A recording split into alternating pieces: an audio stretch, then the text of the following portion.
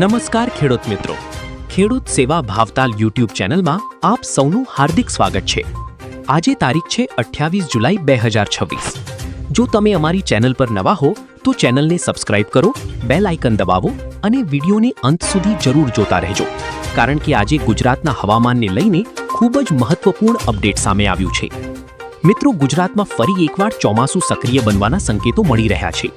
છેલ્લા કેટલાક દિવસોમાં રાજ્યના કેટલાક વિસ્તારોમાં વરસાદનું જોર થોડું ઘટ્યું હતું, પરંતુ હવે ભારતીય હવામાન વિભાગ એટલે કે આઈએમડી દ્વારા આગામી દિવસો માટે મહત્વપૂર્ણ આગાહી જાહેર કરવામાં આવી છે।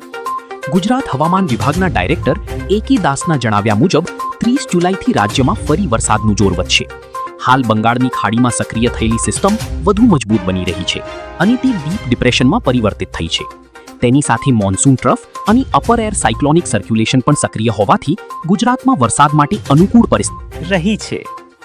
હવામાન વિભાગના અનુમાન મુજબ 30 જુલાઈથી સતત 3 દિવસ સુધી રાજ્યના અનેક વિસ્તારોમાં ભારે વરસાદની શક્યતા છે। કેટલાક જિલ્લાઓ માટે ઓરેન્જ એલર્ટ જાહેર કરવામાં આવી શકે છે।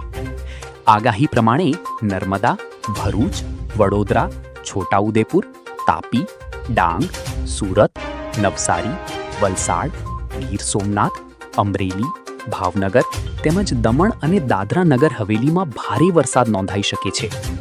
આ વિસ્તારોમાં સ્થાનિક તંત્રને પણ સતર્ક રહેવા સૂચના આપવામાં આવી છે। અમદાવાદ સહિત મધ્ય ગુજરાતના વિસ્તારોમાં પણ વાદળછાયું વાતાવરણ રહેશે અને સમયાંતરે વરસાદી ઝાપટા પડવાની શક્યતા છે। જો બંગાળની ખાડીની સિસ્ટમ વધુ મજબૂત બનશે તો વરસાદનું પ્રમાણ વધુ વધી શકે છે।